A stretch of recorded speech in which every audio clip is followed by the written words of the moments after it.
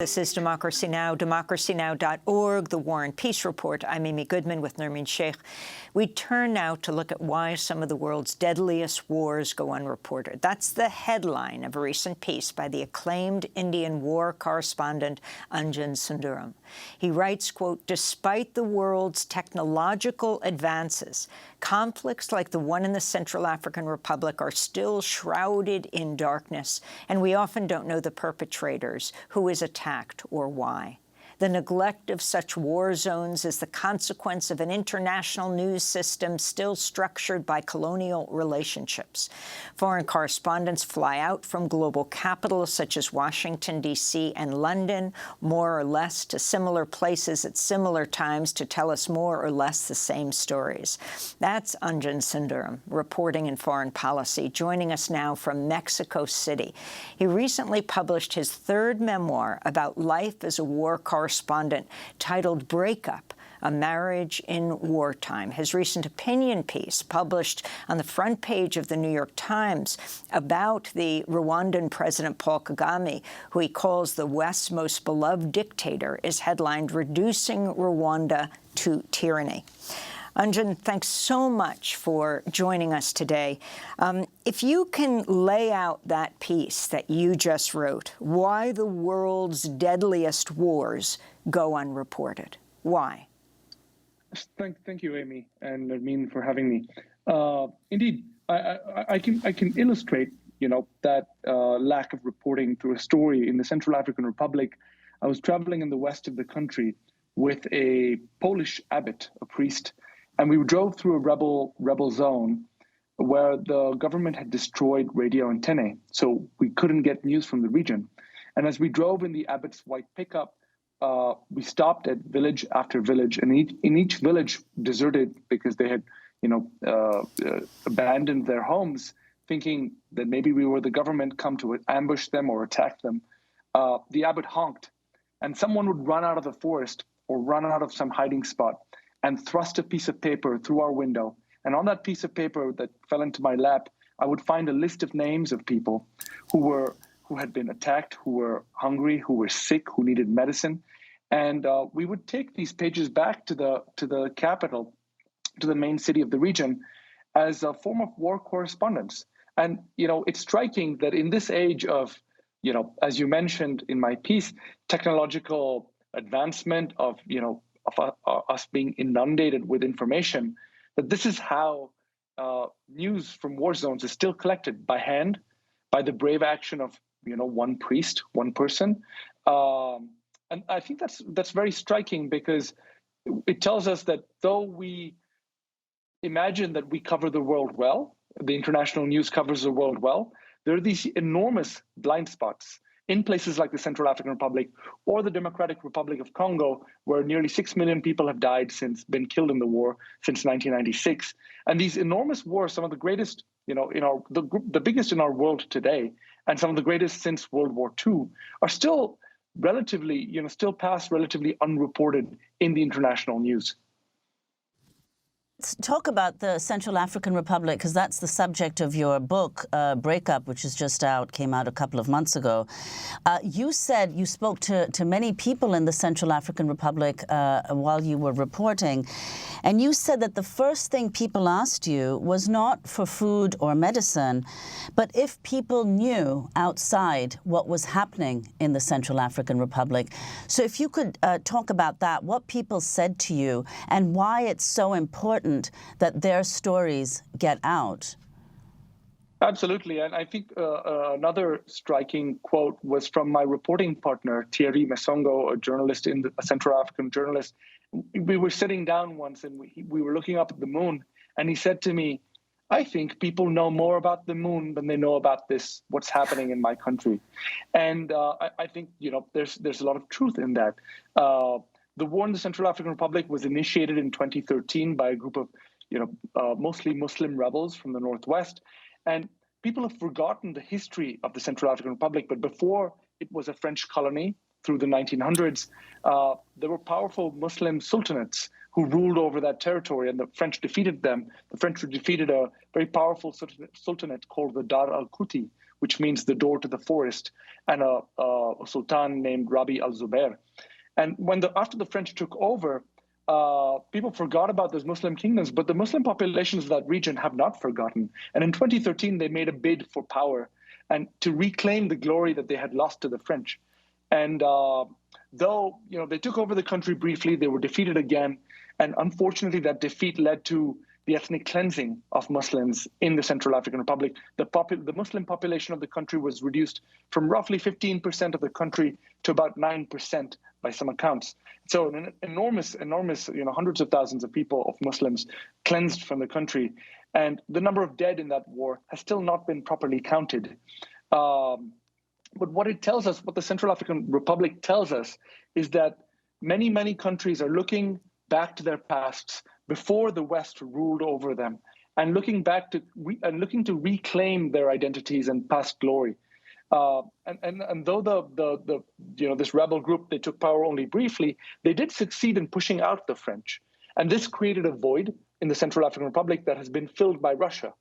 So, as I mentioned early on in the segment, Russia's notorious Wagner Group is now active in the Central African Republic.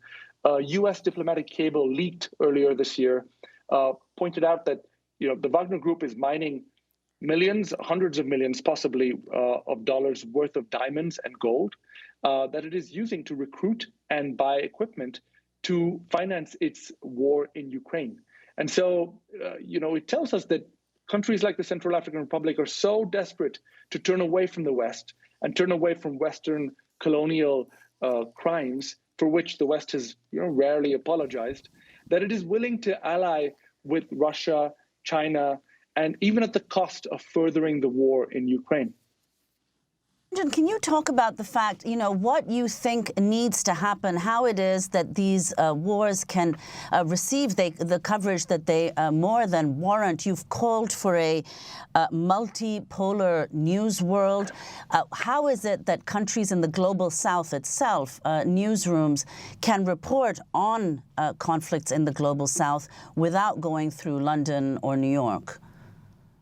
Sure. So I did my PhD research on this topic on post-colonial news, and one of the things that I elaborated was the colonial structure of international news. We still have correspondents flying out from global capitals, Western capitals mostly, like New York and London, to report on the peripheries of the world and bring us back information, and then winning the prizes and the recognition in the West, often using work and reporting that local reporters have worked for years on in the peripheries. And so there's still much colonialism in the international news structure.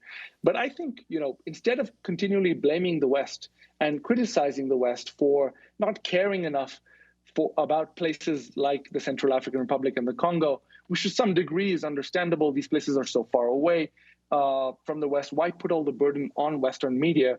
I want to ask why wealthier, global South nations such as Nigeria and Kenya and India don't do more to report on places like the Central African Republic and the Congo, and even conflicts nearby them.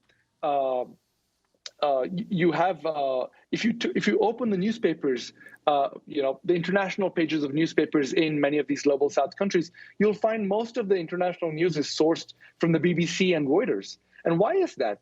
Nigeria and India are now middle-income countries. Their wealth is rising very quickly. They have vibrant media sectors. Why don't they care more?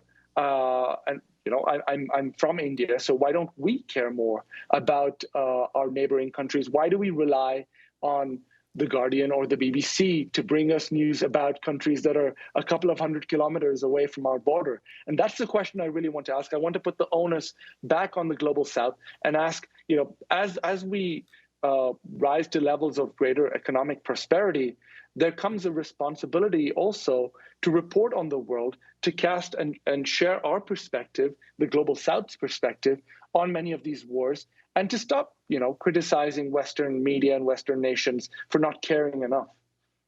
Anjan Sundaram, can you talk about your decision to go to the Democratic Republic of Congo, and also in explaining what's happening there, how that links to the piece that you wrote about about the brutal dictator, Paul Kagame. Your headline, he's a brutal dictator, one of the West's best friends.